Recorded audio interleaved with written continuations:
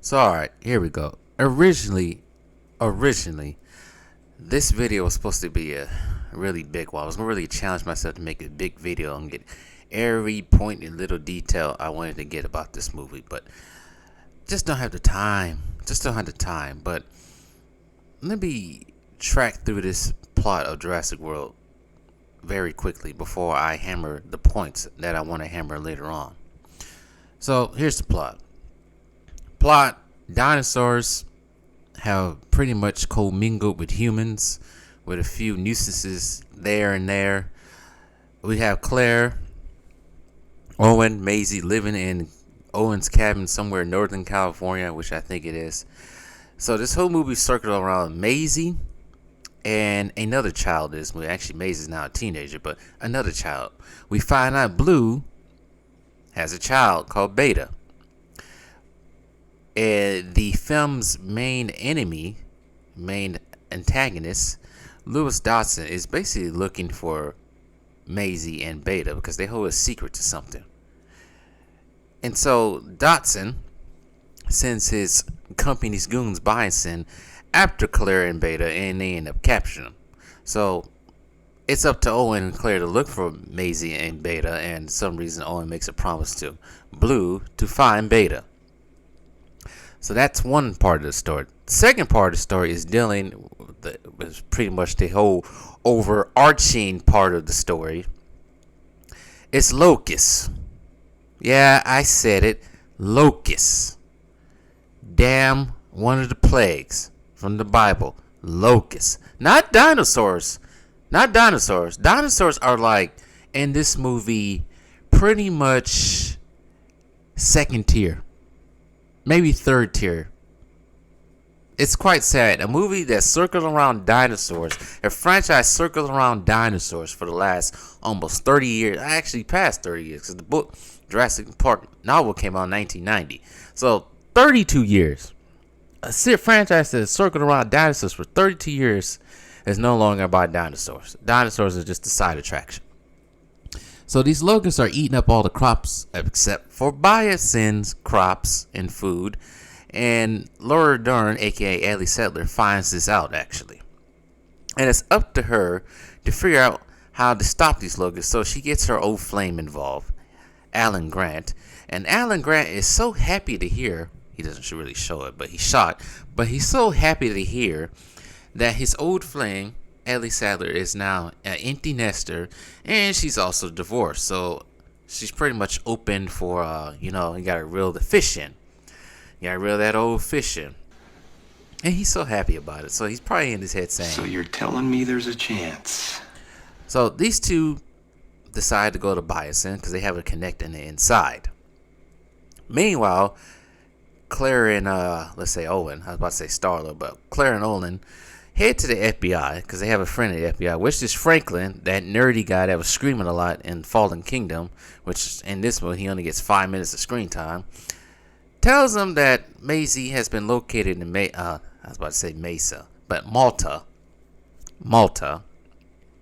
country of Malta, which is Malta. Then they head to Biosyn, which Biosyn is located in the Dolomite Mountains in Italy. So step after step, and there's a French intelligence agent out there that's cracking down on these, I guess now in this world, it's illegal dinosaur black market trade going on. And that agent is Barry from Jurassic World, Owen's fellow Velociraptor trainer. So these two go to Malta, and this movie subtly changes to Jurassic Park to Mission Impossible because Owen finds one of the Biosyn goons, interrogates him as the goon is getting basically eaten by 3 dinosaurs at one time. Or maybe it was 2, I don't remember. I know it was 2 dinosaurs, a Carnosaurus and some other dinosaur. I think it was a Baryonyx. I thought it was one more.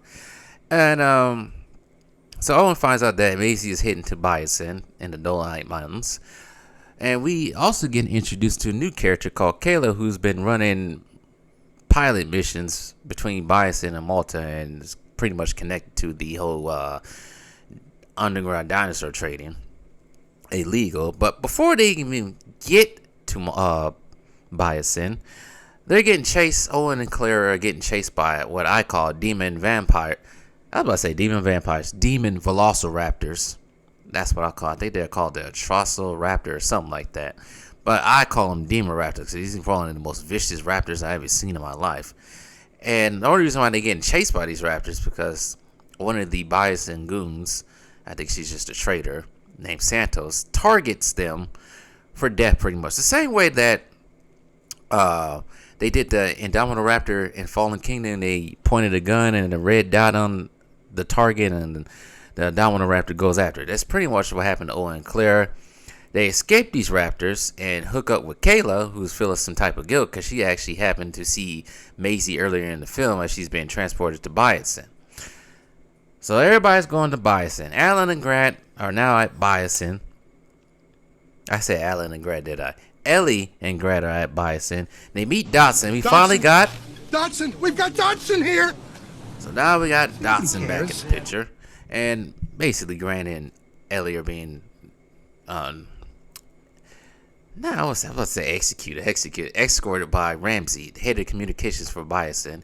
And guess who we meet? We meet an old Ian Malcolm who's basically giving out a class at Biosyn about chaos. There's something weird about this whole Biosyn thing because everybody's young, and then they actually said this in this movie. Everybody's young. They wanted young minds and all that. It looks like a college campus.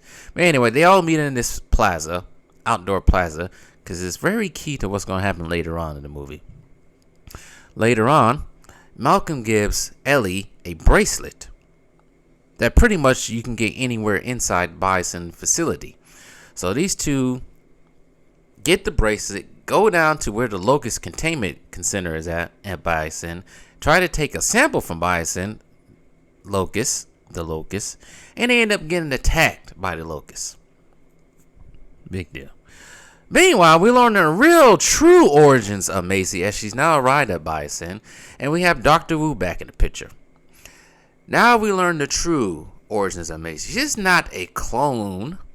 She's not a clone of Lockwood's daughter. No, Lockwood's daughter cloned herself and impregnated herself and gave birth to Maisie. But Charlotte Lockwood was actually a scientist that worked in the original Jurassic Park on Site B with Dr. Wu. So these two knew each other. Wu and Charlotte Lockwood knew each other. So that whole thing about the car crash of Lockwood's daughter, it's not true. And that's not the reason why. We don't know the reason why Benjamin Lockwood and John Hammond had a falling out. Because now that's not true. He didn't clone her because he felt sad about his daughter dying in a car crash and all that stuff. No, she died of a rare genetic disease that she ended up curing her old daughter with. Charlotte Lockwood ended up curing Maisie with. So Henry Wu wants to use whatever DNA Beta has, or whatever DNA is in Maisie, to basically get rid of these locusts. And Dr. Wu has a total, I guess, come to Jesus moment. I think he was having that slowly because now he's very remorseful of what has happened. He created the Indominus Rex, which basically tore up Jurassic World, and he also created that Domino Raptor, which basically tore up Benjamin Lockwood's whole mansion and all those people that was getting those dinosaurs for the auction. So now he's trying to have some, and he's also have some remorse for creating these locusts, is basically just eating all the crops across the world, causing worldwide panic. And Dodson is basically the evil CEO that's trying to hide everything and protect everything. And we got to see the true nature of Dodson later on once he finds out Grant and Ellie have been sneaking around in Biosyn getting the samples. And Maisie escapes. And she ends up meeting Grant and Ellie down the lower catacombs of Biosyn. And they're trying to leave, but they get caught up in amber mines and they run into baby Spinosauruses. That's what I call them. Meanwhile, Owen, Claire, and Kayla are flying into Biosyn. And they run into trouble. Because Dodson knows they on the way, because he found out from his connector on Malta. So they get attacked by a big bird, some big quassoto, whatever you want to call it. Claire is separated because Owen basically released her parachute chair, or whatever you call it, into a forest, and she lands in the forest. Which basically the forest is actually the dino reserve for bison. Oh, man. This is probably one of the better moments of this movie. And probably one of the better scenes out of all three of these movies in Jurassic World so far. So Claire lands in this forest, right? She's being stalked by a herbivore, but a dangerous herbivore, and I cannot pronounce its name, but I'm gonna just call it Long Claws for now. What makes Long Claws dangerous? It's big, and he has long claws, and it's like a deer sniffing around, and Long Claws just basically just kicks the crap out of the deer, killing it, which tells you that this thing is dangerous. So it's basically stalking Claire all the way up until Claire has to hide in a murky, nasty pond, and it's pretty much the Long Claws for now. We'll get back to Long Claws later on. Meanwhile, Owen and Kayla, Kayla, get two names mixed together. Owen and Kayla end up crashing into a frozen lake, reserve, dam, whatever it's supposed to be, and they get attacked by a pyroraptor, which this pyroraptor has feathers. So they escape that. They dig into the forest, get into the reserve, and they run into Claire's crash site, thinking Claire's dead because they see blood on the leaves and everything. That's a song, you know. But they see blood on the leaves, and they realize that the blood belongs to the deer. But before they can even march on and find Claire, there's, I wouldn't say attack, but they run into a T-Rex. Yes, Rexy. Rexy is now in this reserve. And Rexy, if I was Rexy, I'd be thinking like, how many times are you gonna keep moving me? I went from one island to a house to this to that. This dinosaur's been moved a lot in the last 30 years. But Rexy tries to eat this dead deer, which kind of proves to these scientists out there that T-Rexes were scavenger hunters. But anyways, she doesn't get that deer because she gets punked by the newest, biggest, baddest dinosaur in this movie. I call it the Gigawatosaurus or the Gigawatosaurus, whatever you want to call it. And it's a very disappointed dinosaur, but we're going to get to that later. But the Gigawatt basically punts Rexy for the dead deer and ends up eating the deer anyway. But we'll see these two later on in the movie. Back to the bison facility, Ian Malcolm scolds Dotson for his evilness and for creating these logos that are eating up everything as he's trying to hide the evidence. And Dotson fires Malcolm from Bison because Malcolm was pretty much, I guess, coaching or preaching or teaching, whatever you want to call it there now. But he's supposed to be escorted by Ramsey, head of communications. But we find out that Ramsey and Ian been working together to pretty much I wouldn't say take over, but pretty much expose Dotson for his evilness. So Ramsey gives Ian Malcolm a jeep so he can go find Grant, Ellie, and now Maisie, who are lost in these amber mines with these dangerous dinosaurs. And he ends up finding them, and they all go into a jeep. Now it's dark outside. I'm trying to create the scene. It's dark outside now. It's now nighttime. Claire ends up finding this outpost with an observation tower, and she's being stalked by the same, well, not the same spitters, but spitters. The venom spitters from the first one, the Lapasosaurus, whatever you want to call them. The same one that killed, yes, the same one that killed Newman. Keep in mind, going back to Dotson wasn't in the first Jurassic Park, but yeah, the actor who played him in the first Jurassic Park did some very unspeakable things that I cannot say on YouTube. So it is a different actor, and that actor that plays Dawson is actually Richard Parker, Peter Parker's dad in the Garfield series. Just a little, trivia right there. So Claire is being stalked by the spitters, but before she can even be attacked by one of them, because it's three of them, Owen comes out of nowhere and basically chokeholds the freaking dinosaur, puts it in the chokehold, choking the thing out. It's quite funny though. But I'm thinking in my head, like, I used to be scared of that dinosaur when I was a kid, when they ate Newman in that truck in the Jurassic Park. Now it got choked out by a human, by Owen. Yeah, he literally choked this thing out. But you gotta make freaking Chris Pratt look tough in front of the woman in the movie. Come on now. It's his girlfriend in the movie. He has to look tough. So the three reunite, and all of a sudden, Malcolm, Grant, Ellie, and Maisie, they're in this Jeep. They get stuck on the side of the cliff. They try to balance the Jeep so it can get off the cliff, but they end up tumbling anyway, right in front of Owen, Claire, and Kayla. How convenient. This movie has a lot of convenience in it. I don't know why. So, new characters meet old characters. New characters meet old characters. Old characters meet new characters. But before we can move on with this movie, the Gigawatosaurus comes out of nowhere.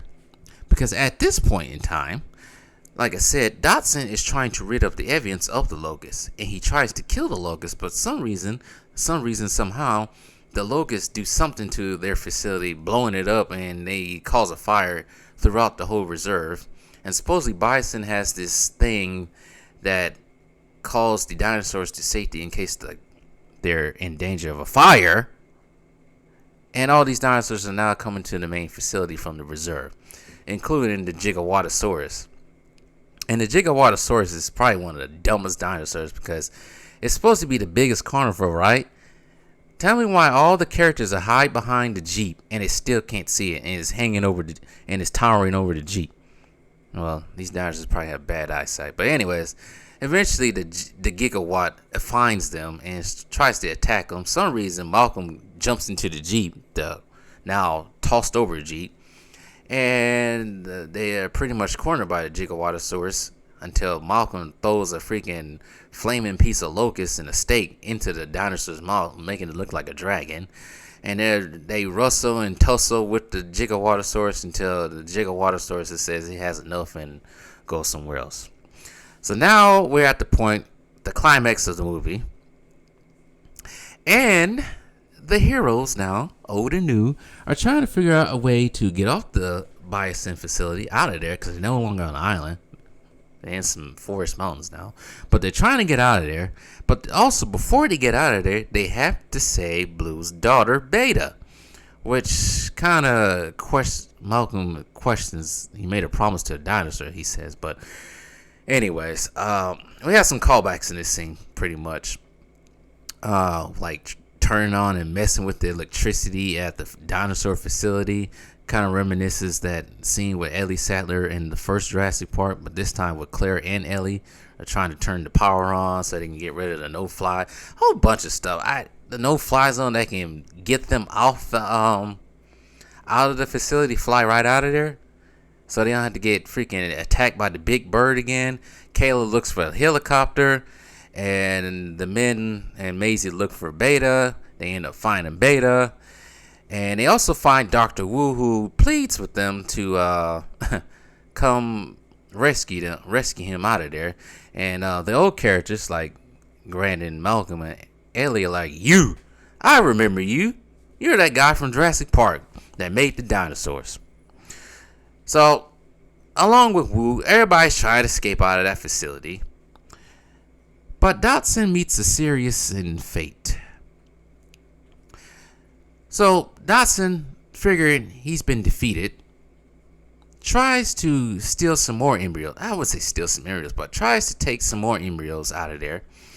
And he has a scene with the Barbasol can from the first Jurassic Park. He looks at it with deep concern. Maybe remorse of Newman's death. Maybe remorse of past actions he has created. Maybe remorse of even going down this path. But yes, we have an Easter egg. The Barbasol can from the first Jurassic Park shows up. And Dodson is met with Ramsey. Remember him, Ramsey, the head of communications that was working with Malcolm to take him out. Ramsey tells him that it was him who was working with Malcolm who basically organized this whole thing. As It's kind of funny because Dotson's pretty much sitting there looking remorseful and looking saddened to hear the information that he just learned from Ramsey that, first of all, Ramsey doesn't want to start any business with him now because Dotson pleads with him to start a new business because he's brilliant and smart and all this sort of stuff. And Ramsey said, I may be all them things, but I have integrity, unlike you, and leaves, enjoys the rest of the heroes outside. Dotson tries to escape with the embryos in this like tram underground subway thing. And it's quite funny. It's caramel too, in two different ways. So early in the film, Grant, Ellie, and Maisie in this same tram subway thing, and he ends up stopping it right in front of a dinosaur amber cave area where this dangerous Spinosaurus looking things are at. And he gets in the same one, and when they're trying to do something with the power, Ellie and Claire, the power stops, and he's stranded within these tunnels, and he runs into the spitters. Karma again. Karma for stopping Grant and Ellie in the middle of these mines. The same way, I mean not the same way, but he also karma again because he ends up getting killed by the spitters who killed Newman from the first Jurassic Park. Not the same ones, just to clarify, but these three spitters who was basically stalking Claire early on in the movie. So yes, and it's the lamest death, almost the same way Newman got killed in the first one. So now Dotson's dead. Food for dinos.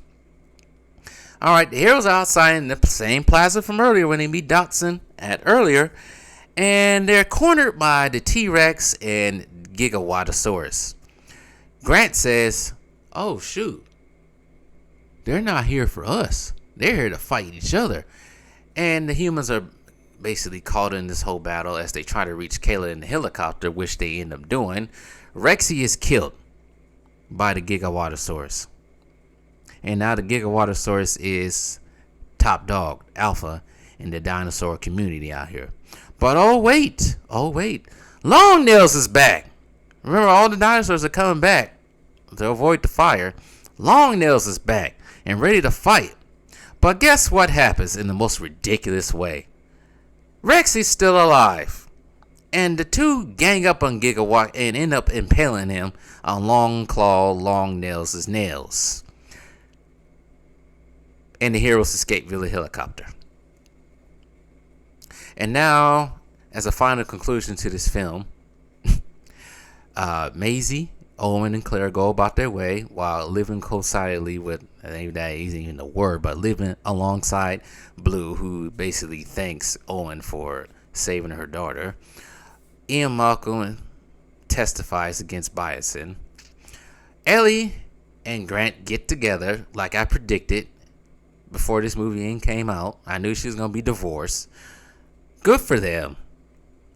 And Ramsey also joins Grant and Malcolm to testify against Bison. And they realize that dinosaurs and humans can live next to each other in harmony. And Wu finds a pathogen to kill these locusts who've been eating up all the crop. The end. That is Jurassic World Dominion for you. Now, let me get down to the nitty gritty right quick, because I really wanted to more than just saying the plot to this whole film.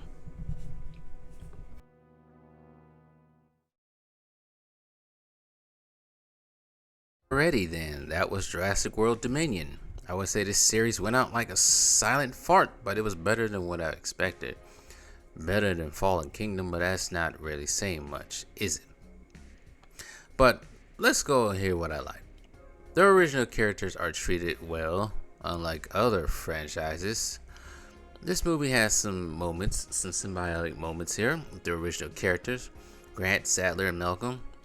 In this movie, they kind of wear clothes that resemble what they wore in the first film. Like, yeah, Grant wearing his hat and wearing that denim whole flannel look and everything, and Ellie wearing that pink salmon colored whatever she had, and Malcolm wearing all black. Nice callback to the first one. And there's lots of them in this movie. It's like they seem to can't, like, they keep referring to the old movie because they know the first movie is the best movie. I'm sorry for doing that, but they know it's the best movie, so that's why they keep referring back to it. The scene with Longclaws and Claire. The music makes this scene by building the suspense. It actually made a plant eater scary and fearsome. It's nice seeing the banter between the old characters and new characters, like Malcolm asking Owen that he made a promise to a dinosaur, and Grant and Ellie basically being praised by the new characters for what they did in Jurassic Park. Also Malcolm, with Owen telling Grant that he read Grant's book about raptors. I guess Alan Grant and Ellie Sattler get back together was a good thing, but it looked predictable, like I said earlier. I predicted she would divorce just to finish that storyline between those two.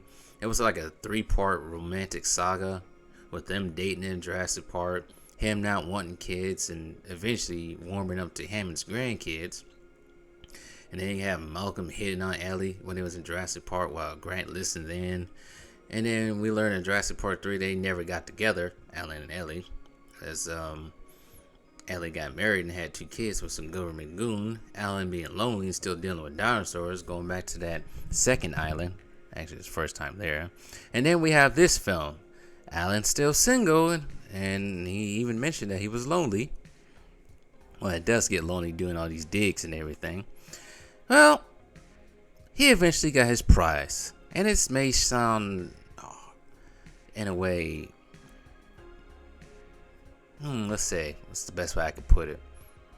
Not bad, but harsh, but it's not harsh. He got his prize. He got a divorcee with college-age kids.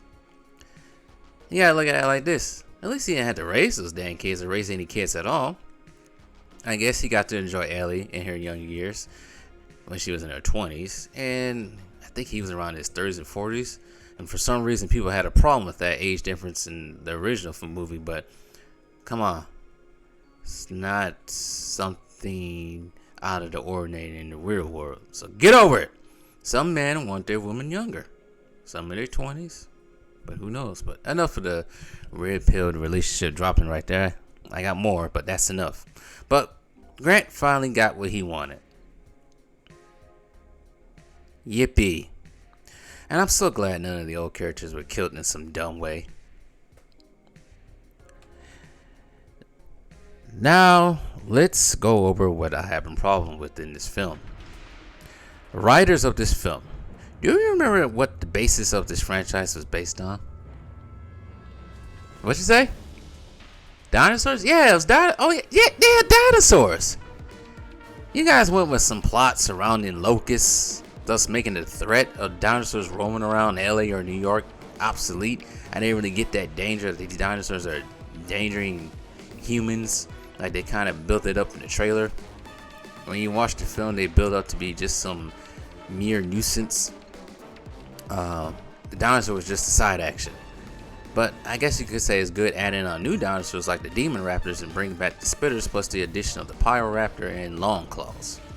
But here's my issue with Gigawatosaurus. It was belittled. It had no action. Not enough screen time. No backstory. It had 4 scenes. When Grant and Ellie flew over the reserve, you see it. Punking the T-Rex for that deer carcass. Stalking the heroes and in a fight with Longclaws and Rexy. And then it was killed in the worst way possible. The most anticlimactic way possible. At least that Indominus Rex had a story. It was created for a thrill for the park. It was vicious. It killed his sibling. It threw people around with his arms. It stalked the boys. It stalked everyone. And we got a big sense that this thing was not to be played with. And we've seen this with the Spinosaurus in Jurassic Park 3. We realized that this thing does not want people on the island, and he tore through that, I was about to call it a jet, but that plane with ease, like it was a soda can. That's how we know the Spinosaurus and Indominus Rex was vicious. It's the same thing with Rexy in the first one. It tore through that Explorer like it was nothing. But this, the Giga Wigga, it's made for toys. It's just made for toys and merchandise. What we should have got was a Royal Rumble of dinosaurs, like Spinosaurus from JP3, the Gigawatt, Rexy, Longclaws, and maybe like a Triceratops or something for a final battle, Godzilla style. Except we got the T-Rex waking up like the Undertaker and pushing the Giga into Long Claws. The human cloning, well, I knew eventually before Fallen King was even released, Universal could not help themselves when it came to that. They gave them the opportunity. Dinosaur cloning, human cloning, why not? Movie needed more suspense because it was at times when it dragged on and got boring. You could have had those demon raptors stalk the heroes at Bison. Dodson was whatever. I guess it was nice seeing him again because essentially in the Lost World Jurassic Park novel, he's more of a presence. I think he's more of a presence in the original novel too. And this film plus this franchise went out like a silent fart. Once again, I say. As a whole, the franchise of Jurassic Park, it started out well with the novel. The first film, a brilliant film, probably one of the greatest of all time films. The second film, a favorite of mine, not as good as the first one, but good. But after Lost World was released, this franchise seemed to go downhill. Jurassic Park 3 wasn't as bad, but it was still bad at some points with the annoying dumbass characters that they had. And all these 3 Jurassic World films had way too many callbacks to those films, better films. Jurassic World was Jurassic Park. Fallen Kingdom was Lost World. And to a point, Dominion was Jurassic Park 3. For example, saving the kid from an area full of dinosaurs. At least they didn't lie. If you get that reference. Now, I don't speak for everyone, but Jurassic Park films, hopefully this is the last one. Jurassic Park films are now turning into Fast and Furious. They're getting goofy and wonky. Or you can even equate to Transformers films. Gooky and wonky. The writer skills for those 2 films are like equivalent to a wet, soggy biscuit on a hot Sunday afternoon. Well, it sucks. Big time franchise to go out like that with a smelly, silent fart. But it could have been a lot worse. You could have had Laura Dern pulling off what her character did in The Last Jedi. You could have had something like that happening. Or we could have just had another Last Jedi, Jurassic Park style. But I would say this. Jurassic Park would have been fine as a solo film or better writing. But as a solo film and novels, with multiple merchandise and attractions at Universal Studios across the world. But hey, what do I know about money? Greedy ass bastards. But one more question I need answered before I go away. Whatever happened to the Spinosaurus? Like, seriously, what happened?